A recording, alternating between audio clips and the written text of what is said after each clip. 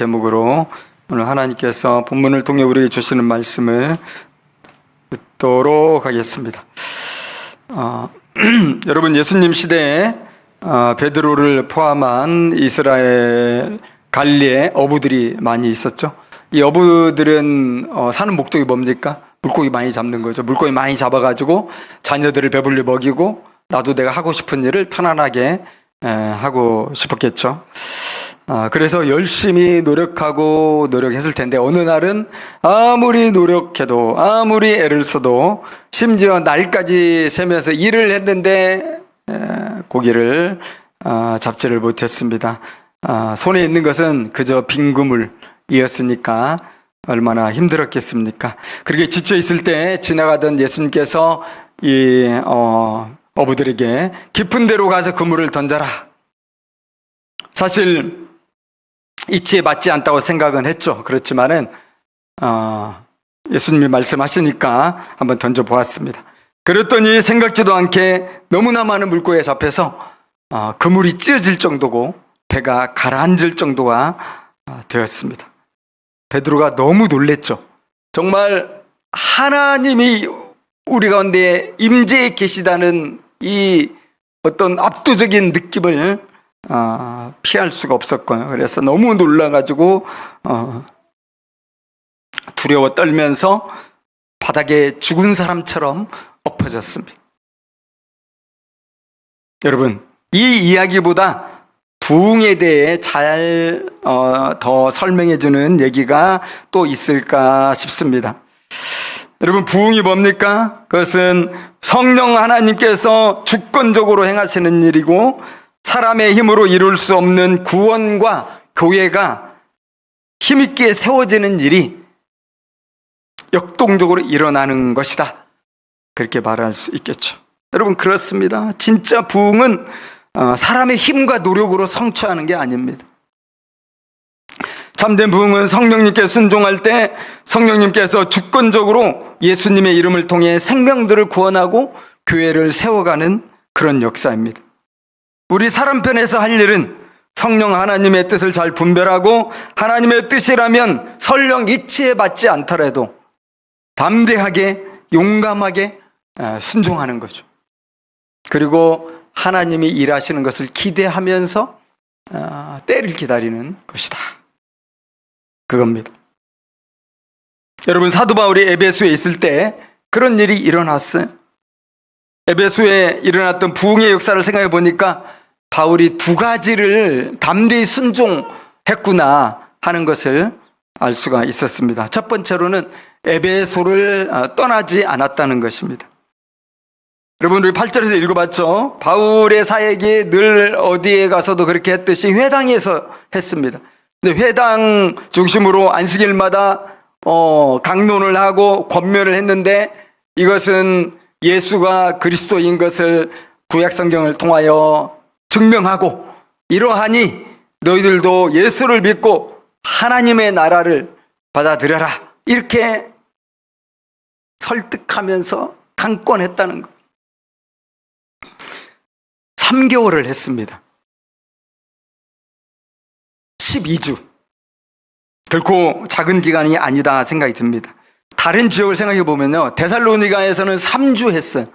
3주 했는데도 데살로니가전서 1장 읽어보면 많은 사람들이 그 말씀을 사람의 말로 받지 아니하고 하나님의 말씀으로 받았다.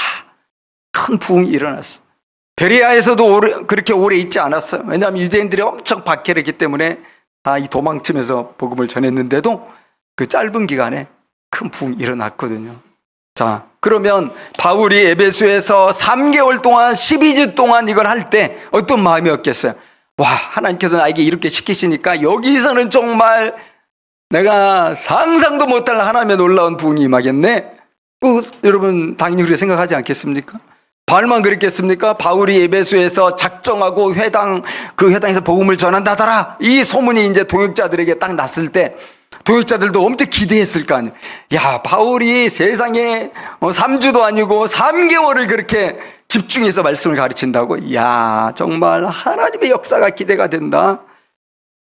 그렇지 않았겠습니까? 그런데 결과를 보니까 어땠습니까? 완전히 딴판이에요.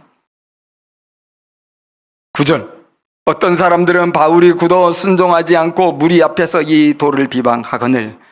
여러분, 어떤 은혜가 임했다는 기록이 없죠? 한 달이 가고 두 달이 가고 석 달이 지나고 있지만 그렇게 두드러질 만한 어떤 성령의 역사와 어떤 부흥의 역사가 일어나지 않는 거죠.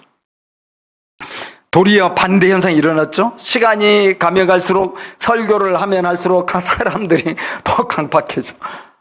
그럴 수 있습니까? 더 마음이 막 굳어져. 땅을 밟으면 여러 사람이 밟을수록 단단해지듯이. 그리고는 적극적으로 바울을 공격했죠. 어떻게 공격했어요? 많은 사람들이 모인 그 앞에서 십자가의 돌을 비방했다는 것입니다. 공개적으로 예수가 십자가에 못 박혀 죽은 것을 비난을 했겠죠. 저가 율법을 폐지하려고 하고 안식일을 우습게 알고 하나님의 성전을 헐겠다고 비난하더니 결국은 하나님의 저주를 받아가지고 나무에 달려 죽은 자다, 범죄자다. 심지어 자기가 왕이라고 하다가 빌라도 총독에게 못 박혀 죽었다, 부활했다고. 그런 가짜 뉴스가 어딨냐. 이거 거짓말이야. 부활하지 않았다, 나는 본 적이 없다, 우리는 본 적이 없다. 수많은 사람들 앞에서 예수님의 죽음과 부활을 비난을 한 것입니다. 여러분, 바울이 낙담하지 않았겠습니까? 그렇게 온 힘을 다해서 주님께 순종해가지고 12주를 헌신했는데 더 악해져. 바울뿐만 아니라 바울의 승전보를 기대하고 있던 많은 동역자들도 이게 도대체 무슨 일일까? 왜 하나님은 일하시지 않나?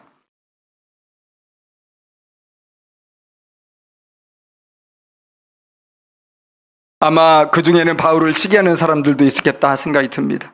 성미 급한 사람들이나 평소 바울을 좀 시기하던 사람들이나 이런 사람들은 바울을 비난할 좋은 기회를 얻었지 않았겠습니까? 야, 이제 바울도 능력이 다 했나 보다. 이제 하나님께서는 바울을 더 이상 쓰지 않나 보다. 여러분, 이런 어려운 상황과 또 억측과 오해, 이런 것들이 난무했을 것 같아요. 그래서 열매가 없어가지고 얼마나 낙담하기 쉬운 상황이겠냐 하는 겁니다. 이럴 때 여러분, 바울이 어떻게 했나? 우리가 주의 깊게 살펴봐야 되는 이유는 이것이 에베소 부흥의 첫 번째 요소라고 할 수 있기 때문인데요. 그것은 불순종과 악의 소굴을 떠나는 거였어요. 9절 중간에 있죠. 바울이 그들을 떠나 제 아들을 따로 세우고. 바울은 더 과격해지는 반대자들 떠났습니다. 사실 이건 상당히 놀라운 일이에요. 마치 바울이 회당 사역이 어려워지니까 회당을 포기한 것처럼 보이잖아요. 그런데 우리가 다시 또 좀 생각해 보면, 여러분, 바울이 떠난 것은 회당을 떠난 거지 에베소를 떠난 건 아니다. 바울을 대놓고 반대하고 공격한 사람들은 에베소 사람들이 아니라 그 회당에 특별히 유대인들이 그런 거죠. 그런 유대인들을 떠난 거지 회당 그 사람들을 다 포기하거나 또 에베소를 그 자체를 포기하거나 그런 건 아니다 하는 것입니다.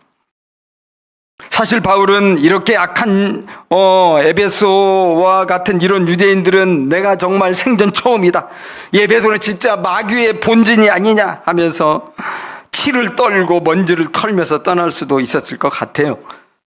그러나 바울은 회당은 떠났지만 에베소는 떠나지 않았고 포기하지 않았는데 왜 그랬을까요? 그것은 하나님께서 그 많은 에베소 사람들을 향한 상한 목자의 심령을 부어주시고 그들의 죽어가는 그 모습들을 보면서 긍휼히 여기는 이 마음을 성령께서 부어주셨기 때문일 거라는 생각이 듭니다. 에베소는 그 당시 알렉산드리아에 비교될 정도로 굉장히 큰 도시고 해변가에 있으면서도 또 소아시아, 저 아시아 위쪽으로 다 이 사통팔달로 교통이 잘 이렇게 짜여진 그런 곳이었고요. 수많은 사람들이 거하는 그런 곳이었는데 그런 것을 보면서 바울은 포기할 수 없었죠. 주님의 마음을 가지고 있었던 것입니다. 여러분, 바울은 때가 이르면 하나님이 거둘 것이다, 아마 이것을 믿었을 것입니다. 그래서 낙심하지 않았습니다. 포기하지도 않았습니다. 그리고는 마음을 새롭게 하고 제자들을 따로 세워가지고 말씀에 집중하고 제자 양육하는데 헌신의 힘을 다 기울이게 되었죠. 포기하지 않고 사역한 결과 어떤 일이 일어났나요? 위대한 부흥이 일어났습니다. 여러분, 그 부흥이 얼마나 인상적이고 바울에게 압도적인 은혜를 경험하게 했는지, 바울은 에베소 부흥 이후에 한 가지 자기의 비전을 선포하잖아요. 그게 뭐였습니까? 21절에 이 일이 있은 후에 내가 로마도 보아야 하리라. 에베소에서 주님이 주신 그 고난을 견디고 또 믿음으로 말씀과 기도에 헌신했을 때 주신 그 놀라운 부흥을 생각하면서, 그렇다면 내가 이제 로마도 가야 되겠다. 에베소보다도 더 전략적인 도시가 로마죠. 여러분, 만약 바울이 회당 선교가 벽에 부딪혔다면서 에베소를 떠났다면 로마 선교의 비전 어떻게 가졌겠습니까? 아마 갖지 못했을 것이다. 사랑하는 여러분, 우리는 하나님께서 우리를 인도하신 곳에 금방 실증을 내는 경향이 있어요. 내 마음대로 안 되면. 여기가 아닌가벼? 하나님께서 인도하신 곳을 주관적 판단으로 섣불리 떠나는 이 어리석음을 범하지 않도록 우리가 주의해야 되겠다 생각합니다. 언제까지 우리가 떠나지 말아야 됩니까? 하나님의 뜻이 서기까지는 거기를 떠나면 안 되는 거죠. 개인적으로 힘이 들고 주관적인 판단으로 떠날 결단을 내릴 수는 있을 것입니다. 그러나 그 전에 하나님의 뜻을 기도하면서 절박하게 물어야 된다 생각합니다. 저는 먼저 이것을 우리가 직장에 적용할 수 있다고 생각합니다. 여러분, 성경 전체에서 전하는 하나님의 말씀에 따르면 노동이 뭡니까? 노동은 거룩한 예배입니다. 그렇다면 우리가 노동하는 직장은, 그것이 어느 곳이든 거기는 하나님을 예배하는 장소가 분명하고 하나님의 인도하심이 있는 곳이죠. 세상 속 교회라고 할 수 있는 것입니다. 여러분, 우리 하나님의 사람은 어떤 사람이죠? 육적인 자신의 생각을 따르는 사람들이 아니라 성령의 인도함을 받는 사람들이 하나님의 사람이죠. 로마서 8장 14절 같이 한번 읽어보겠습니다. 시작. 무릇 하나님의 영으로 인도함을 받는 사람은 곧 하나님의 아들이라. 하나님의 영으로 인도함 여러분 받고 계시나요? 하나님의 영으로 인도함을 받는 자들이 하나님의 자녀인 거예요. 그런데 하나님의 영과 상관없이 항상 내 생각, 내 계획, 내 마음의 어떤 욕정과 욕망과 이 가치관을 따라서 그냥 내가 그렇게만 살아간다면 문제가 있는 겁니까? 없는 겁니까? 너무 분명하게 얘기하는 거예요. 하나님의 자녀들은 하나님의 영으로 인도를 받아야 된다. 깨어 있어야 됩니다. 그렇다면 세상 속 예배의 현장이 되는 직장에 대해서 상황에 따른 개인적 유불리에 따라 취직과 이직을 쉽게 반복하는 일이 혹시라도 있다면 이건 우리가 주의해야 될 일이다 생각이 듭니다. 물론 최근에 우리나라 직장 현실은 예전과 완전히 달라졌죠. 예전처럼 평생 직장 개념도 아니고 필요에 따라 취직과 이직을 반복하는 것은 사실은 자연스럽습니다. 그러기에 반복되는 취직과 이직이 무조건 잘못은 아니겠죠. 또 수시로 바꾸게 되는 아르바이트를 여러 개 하면서 생계를 이어가는 것도 요즘은 하나의 직장 트렌드라고 할 수 있습니다. 그것으로 훨씬 더 많은 수입을 내면서 살아가는 사람이 많죠. 그러나 모든 직업의 현장을 예비하는 선교지라고 우리가 믿는다면은 우리가 좀 더 주의해야 되겠다 생각합니다. 정말 우리가 깊이 생각해야 되는 것은 일의 종류나 방식이 아니라 어디서 무엇을 하든지 하나님의 사람으로서 성령의 인도함을 받아 움직이는 것입니다. 다시 말해서 어디에서 일하든지 우리가 기도하고 시작했다면 거기에는 분명히 하나님의 뜻이 있을 것이고, 그래서 그 뜻이 이루어질 때까지는 꿋꿋하게 버틸 수 있어야 된다. 그래서 우리가 성령님과 동행해야 되겠죠. 성령님이 없이 그냥 내 생각으로만 하려면 못하는 거죠. 두 번째로 우리는 직장 다음으로는 지역교회에 적용할 수 있습니다. 오늘날은 주님의 몸된 교회를 손쉽게 옮기는 경향이 많이 있죠. 수평이동이라는 말 다 들어봤을 것입니다. 교회 쇼핑이라는 말도 다 들어봤을 것입니다. 물론 현대 도시적 삶의 트렌드에 따라 취업과 결혼 그리고 이사 등 수많은 변수들이 존재하기도 한 것이 사실입니다. 이런 복잡한 시대에 우리가 옛날 성도들처럼 평생 교회, 본교회 이런 걸 고집하라고 할 수는 없는 것 같아요. 그럼에도 불구하고 주님의 몸된 교회라고 하지 않습니까? 우리는 거기에 피로 사신 형제자매들이 모인 그 교회 공동체의 한 지체라고 하지 않습니까? 그런 걸 좀 더 우리가 깊이 생각한다면 우리는 교회를 옮기는 문제에 대해서는 더욱더 성령의 인도함을 받아야 된다. 그렇게 생각합니다. 여러분, 우리가 지금의 교회를 다니기까지는 하나님의 어떤 뜻이 있었을 거라고 생각합니다. 그래서 그 뜻이 이루어지기까지는 그 교회에서 예배하며 섬겨야 될 것이라고 생각을 합니다. 여러분, 우리 교회가 덕은동에 어쩌다가 오게 되었습니까? 여기서 우리는 뭘 해야 됩니까? 뭔가 필요가 있어서 우리가 여기 온 것 같죠? 근데 그 이유를 찾는 게 어려운 건 아닌 것 같아요. 1차적으로 이곳 덕은동 주민들에게 하나님 나라 복음을 전하는 것이 교회의 중요한 존재 이유가 될 것입니다. 덕은동 주민들이 구원받는 전초 기지가 되고 또 선교 제자를 양육하는 덕은동의 두란노 서원이 되어야 될 것입니다. 우리 교회 존재 이유에 대해서 최근에 새삼 확신하는 일이 생겼습니다. 요즘 우리 교회 새벽기도에 참여하는 지역 주민들이 있습니다. 그 중에 인상적인 분이 두 분이 있는데 엄마와 딸입니다. 이분들이 한 달 좀 넘게 나온 것 같은데요. 근데 하루도 빠지지를 않아요. 하루도 빠지지 않고 이 자리에 나옵니다. 와서 기도도 보면 되게 간절하게 잘 하고 가십니다. 하도 열심히 나오셔서 제가 한번 만나자고 해서 만나서 대화를 좀 해봤는데요. 이 어머니가 그런 말씀 하시는 거예요. 자기가 2, 3년 전에 덕은주에 처음 와서 주변을 이렇게 돌아보는데 교회를 찾을 수가 없었다는 거예요. 교회를 찾을 수가 없어서 자기는 이 덕은동 주민들이 너무 불쌍하게 생각이 됐대요. 여기 이렇게 교회가 없어서 이 사람들을 어떻게 하냐. 그러면서 기도하기를 하나님 이곳에 교회가 세워졌으면 좋겠습니다. 그런데 하나마을 교회가 세워지는 걸 봤다는 거죠. 그래서 딸과 함께 참석하는데 자기들과 너무 잘 맞아서 기도도 너무 잘 된다. 그렇게 고백을 하는 것을 들었습니다. 여러분, 그렇습니다.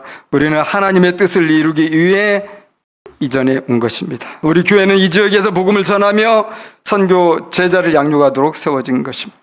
여기 온 지 5개월이 되어가고 있죠.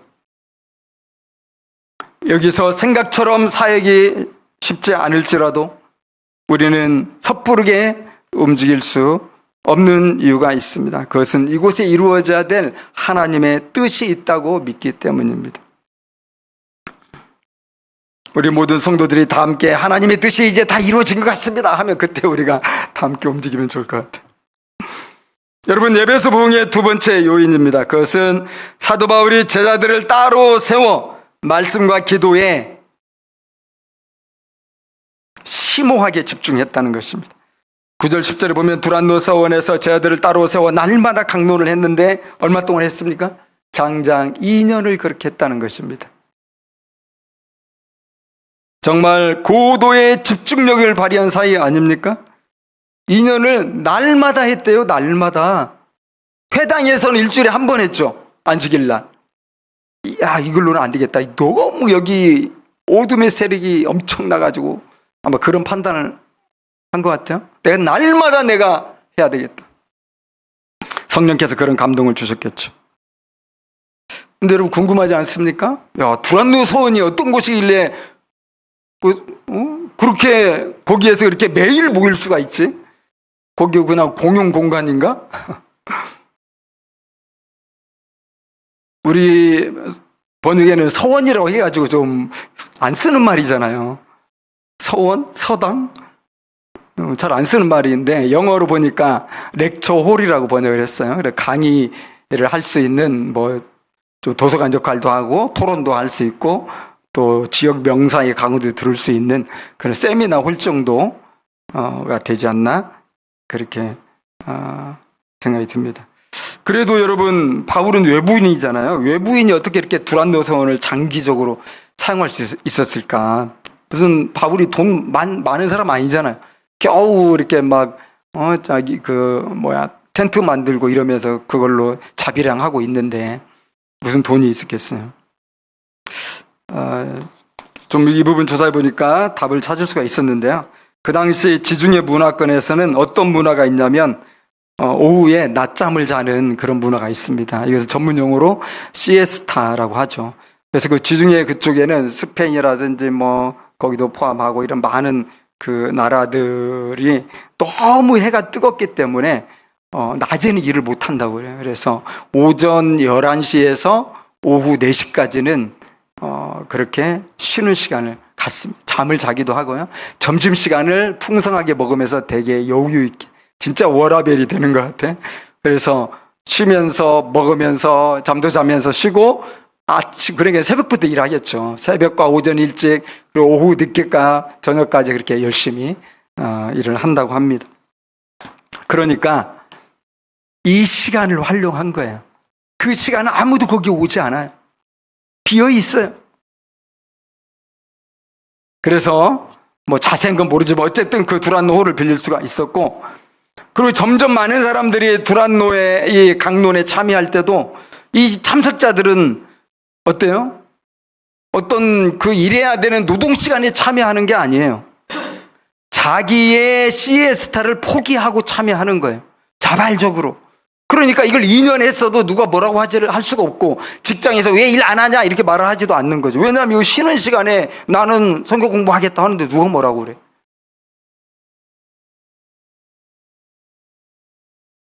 그런 일을 했습니다. 그런데 사도행전 20장 31절 우리 뒷부분에서 보는데요, 사실은 에베소 전체 이 선교사에게 3년을 한 거예요. 그러니까 바울의 어떤 여러 사역지를 볼 때 고린도보다도 거의 배나 이렇게 한 거잖아요. 가장 장기간 사역한 곳이다 말을 할 수 있을 것 같아요. 그때 에베소 장로들과 이제 헤어지면서 고별 설교하며 한 말 중에 이런 말이 있어요. 그러므로 여러분이 일깨어 내가 3년이나 밤낮 쉬지 않고 눈물로 각 사람을 훈계하던 것을 기억하라. 그러니까 바울의 사역은 전체 3년이었고요. 또 우리는 오늘 본문만 보면 그냥 강의만 한 것처럼 느껴지지만 그게 아니잖아요. 밤낮으로 눈물을 흘리면서 성도들을 권면하고 예수 잘 믿어야 된다. 제자로 주님이 부르셨다. 하나님은 이렇게 말씀하셨다. 이 말씀은 이런 뜻이 있다. 우리의 삶이 어떻게 돼야 되느냐. 온갖 말씀을 가르치면서 제자 양육을 한 거예요. 3년 동안. 그리고 그 사도행 20장 여러분 한번 기회 되면 읽어보세요. 보면은 바울이 일하면서 에베소에서 했고요. 그 다음에 회당 이 두란노 서원에서만 한 것이 아니라 각 집을 또 다니면서 다 사역을 했어요. 좀 어떻게 그렇게 했을까? 일하면서 일하면서 그렇게 두란노 서원에서 강의하고 또 가정마다 다니면서 제자를 양육하고 눈물로써 겸손하게 했다. 그랬더니 10절에 아시아에 사는 자들은 유대인이나 헬라인이나 다 와서 주의 말씀을 들었더라. 여러분, 요한계시록에 보면은 에베소가 가장 먼저 나오고 그 다음에 6개 교회가 나와요. 요한계시록에 나오는 7교회 있죠. 이게 다 이때 다 개척된 걸로 봐요. 7교회가. 그래서 에베소가 가장 먼저 나오거든요. 왜냐하면 4대, 두아데라, 빌라델비아 이런 교회를 누가 개척했다는 게 성경 없거든요. 이때 아시아에 사는 사람들이 다 와서 주의 말씀을 들어 여기서 변화돼가지고 자기 지역에 돌아가서 다 교회를 세운 거. 이게 7교회가 된 거. 엄청난 부흥 아닙니까? 여러분, 그저 떠나지 않고 버티는 것이 답은 아닌 것 같아요. 어떻게 되겠지 하면서 막연하게 버티다가는 아무것도 되지 않을 것입니다. 믿음으로 떠나지 않았다면 그 다음에 해야 될 일이 있는 거예요. 그 다음에 순종해야 될 일이 있는 겁니다. 그것은 현장에서 말씀과 기도의 사역에 더욱 이 고도로 집중하는 것입니다. 여러분, 말씀과 기도에 집중할 때 주님의 뜻이 이루어지고 성령님이 임하며 부흥이 일어났다는 것은 하나님 나라에 있어서 불변의 법칙이잖아요. 무엇보다도 이미 예루살렘 교회가 그것을 잘 보여주지 않았습니까? 사도행전 6장 4절 7절 다 같이 읽어보겠습니다. 시작.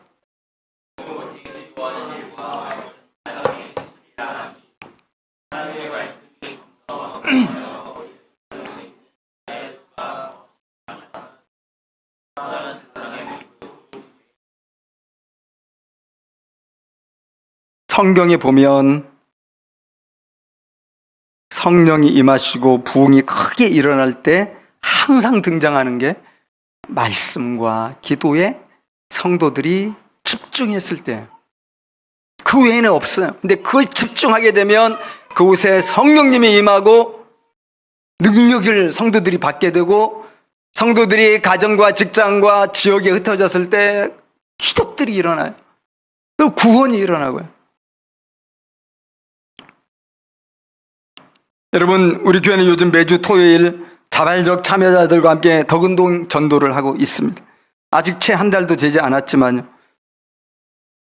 에베소에서 일어났던 복음의 능력들 일어나고 있습니까? 안 일어나고 있습니까?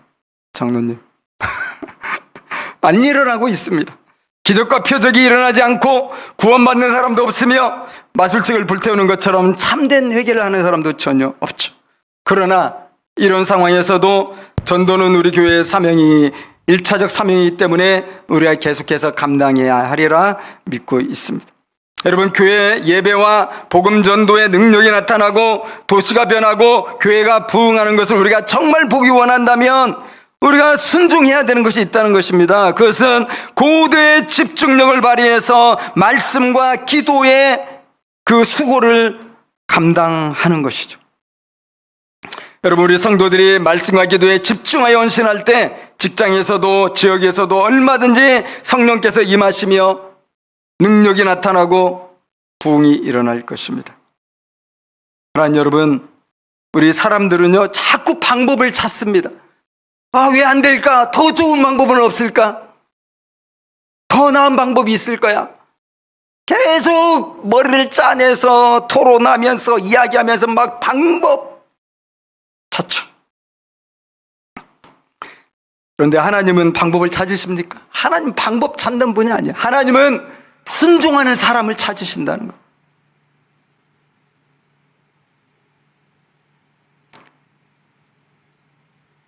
본연의 말씀과 기도에 순종하여 성령 충만을 받고 믿음으로 헌신할 수 있는 그런 사람을 찾으시는 것이죠. 여러분, 에베소에 부흥이 있어서 바울이 무슨 특별한 방법을 쓰지 않았잖아요. 정말 기상천외한 무슨 아이디어를 가지고 어떤 전략을 쓴 게 아니잖아요.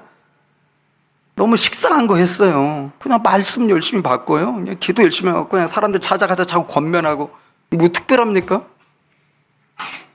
근데 우리와 무슨 차이야? 오늘날 교회들과 무슨 차이야? 고도의 집중력 차이입니다. 설렁설렁 적당히 해가지고는 안 된다는 거. 집중력 있게 그걸 할 수 있어야 된다. 여러분, 우리는 감사하게도 두란노서원 같은 좋은 장소를 가지고 있잖아요. 여기 저기 너무 아까워요. 맨날 주중에 혼자 있으려면.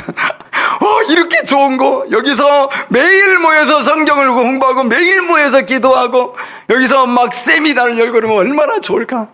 근데 항상 텅텅 비어서 돈도 아깝고.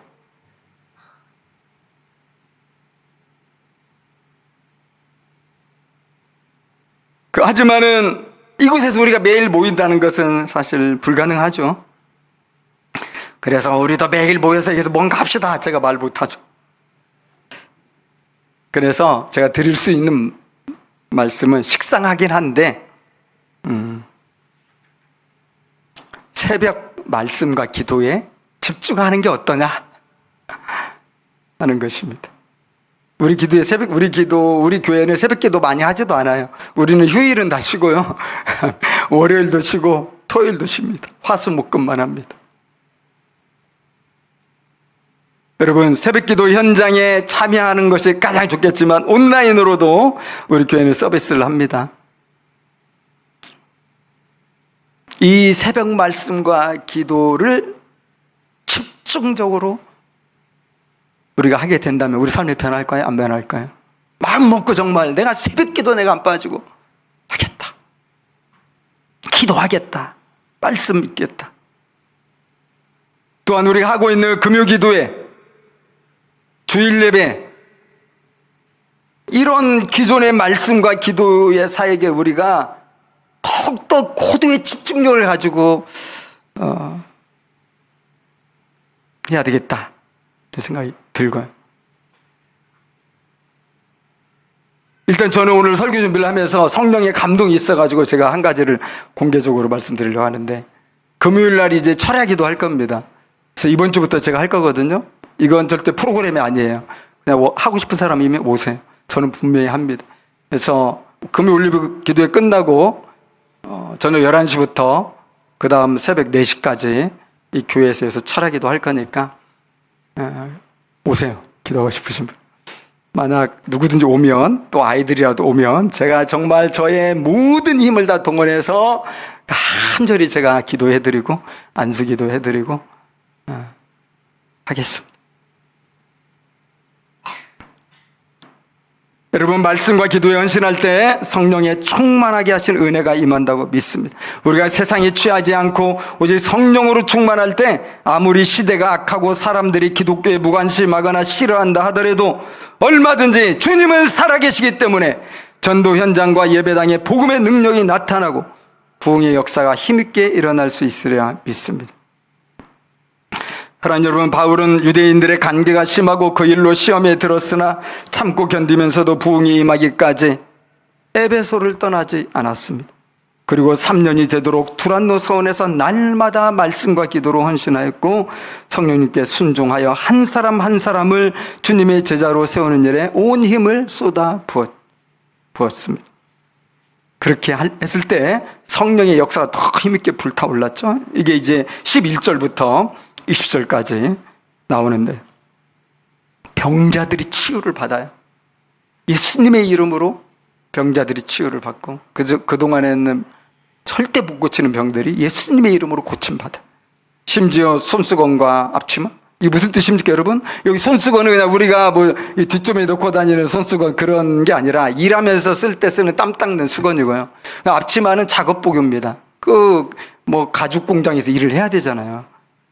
그리고 이 말은 무슨 말이냐면, 이런 놀라운 기적들이 어디서 일어났다는 거예요, 지금?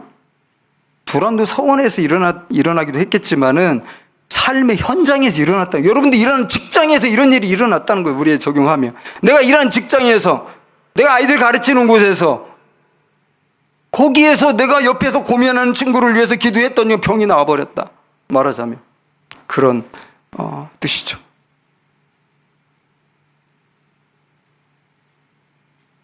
그리고 악귀들이 항복하고 도망치는 일들이 일어나면서 복음이 더 힘을 얻었고, 특별히 회개하고 믿은 많은 마술사들이 진짜 회개했잖아요.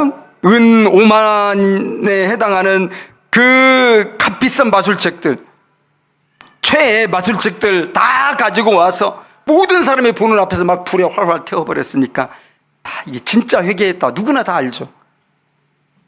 마음으로 믿을 뿐만 아니라 입으로 시인한 것을 분명히 나타내는 거예요. 회개하지 않고 이렇게 못하는데, 이게 은 5만이 우리 지금 돈으로 환산하면 한 60억, 50억, 60억 된다는데요. 솔직히 이해가 안 됩니다, 저는. 그렇지만은 너무 압도적인 은혜가 임하니까 나 절대 이제 마술로 살지 않겠다. 여러분, 부흥이 일어날 때 특징 중 하나는 사람들의 영을 사로잡고 있던 악귀들이 쫓겨간다는 것입니다. 성경에 의하면 어떻습니까? 악한 영이 지금 이 세상을 지배하고 있어요. 많은 믿지 않는 사람들이 영혼을 사로잡고 있어요.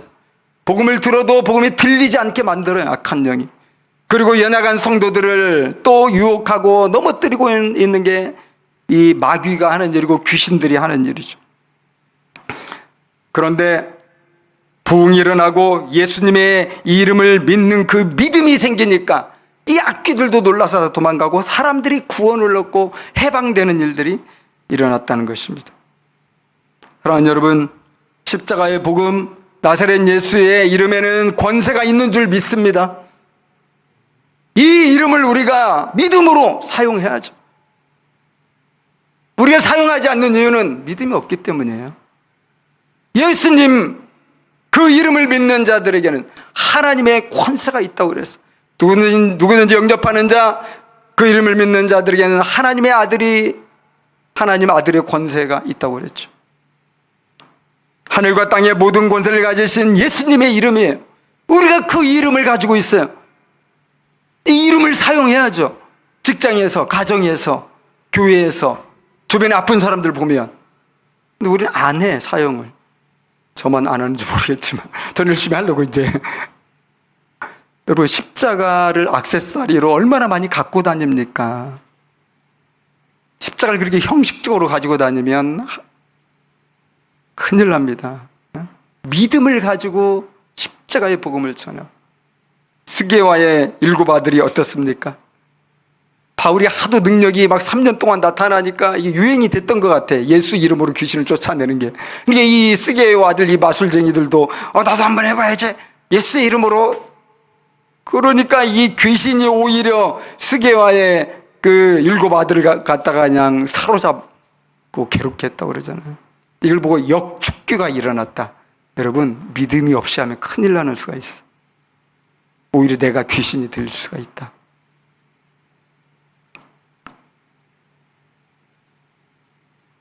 그러나 여러분, 오늘날도 우리가 귀신과 싸울 줄 알아야 돼요. 왜냐하면 귀신은 딴 게 아니라 사탄 마귀의 앞잡이들이잖아요. 얼마든지 우리 가운데 역사해요. 그리고 우리 마음을 막 계속 악한 영향을 우리 마음에 끼쳐요. 하나님 없이 너는 살 수 있다고 자꾸 내 마음을 꼬드기고요.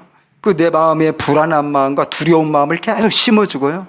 그리고 나에게 너는 아무것도 할 수 없는, 너는 정말 바보 같은 자식이야, 너는 쓰레기라고 계속 얘기해주고요.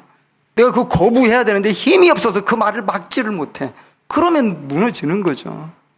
어떻게 해야 됩니까? 그럴 때 무너지지 말고 넘어지지 말고 나사렛 예수의 이름으로 대적을 해야죠. 아니야, 나는 하나님의 자녀야. 아니야, 나는 예수의 피로 죄 씻음 받은, 나는 성령으로 거듭난 하나님의 자녀야.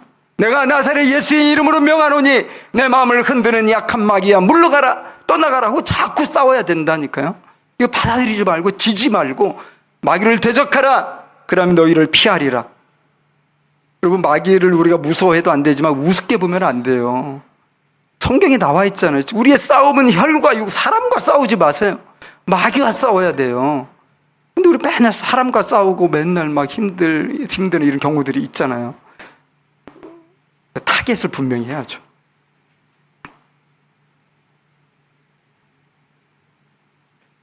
매우 유명한 연예인 부부가 있는데요. 제가 말씀드리면 여러분 알 거예요.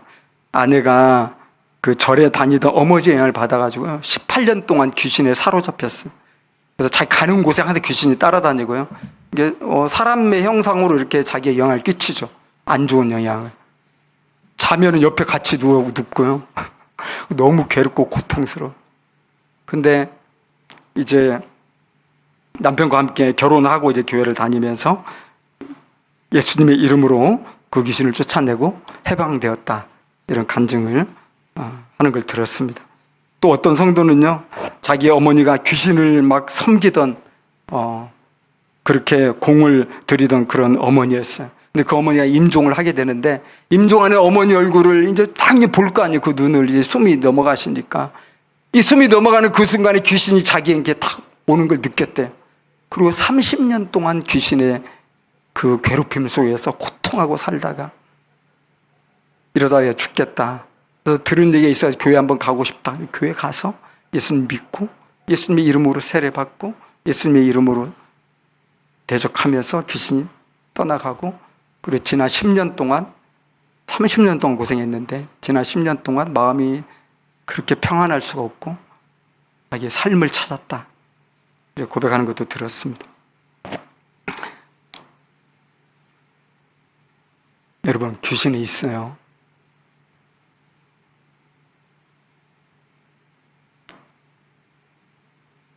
사랑하는 여러분, 부르신 현장을 떠나지 않고 그곳에서 말씀과 기도로 헌신할 때 부흥이 일어납니다. 그리고 귀신들이 쫓겨가고 병자들이 나음을 받고 구원의 역사와 제자 삼는 역사가 힘있게 일어나는 것입니다. 에베소의 부흥에 대한 누가의 결론이 있습니다. 11절 12절 하나님이 바울의 손으로 놀라운 능력을 행하게 하시니, 이거 굉장히 중요하잖아요. 바울이 능력 있는 사도가 아니에요. 바울을 하나님이 쓰신 거죠. 이게 정말 중요합니다. 그래서 바울은 한 번도 교만한 적 없어요. 자기는 항상 자기는 죄인 중에 괴수라고 얘기했죠. 하나님이 하신 거예요. 바울의 손을 빌렸을 뿐이죠. 하나님이 바울의 손으로 놀라운 능력을 행하게 하시니, 심지어 사람들이 바울의 몸에서 손수건이나 앞치마를 가져다가 병든 사람에게 얹으면 그 병이 떠나고 악귀도 나가더라. 20절 이와 같이 주의 말씀이 힘이 있어 흥왕하여 세력을 얻으니라. 사랑하는 하나마을교회 성도 여러분, 이런 놀라운 에베소의 부흥이 오늘 여러분들이 살아가는 삶의 현장에, 가정과 직장에, 그리고 교회가 있는 덕운동에도 얼마든지 일어날 줄 믿습니다. 부르신 현장에 주님의 뜻이 이루어지기까지 포기하거나 떠나지 말고 도리어 예수님의 이름으로 마귀를 대적하시기 바랍니다. 무엇보다도 더욱 말씀과 기도에 집중적으로 순종해서 성령에 충만하게 된 은혜를 날마다 누릴 수 있기를 축복하며 기도드립니다. 우리 함께 기도하겠습니다.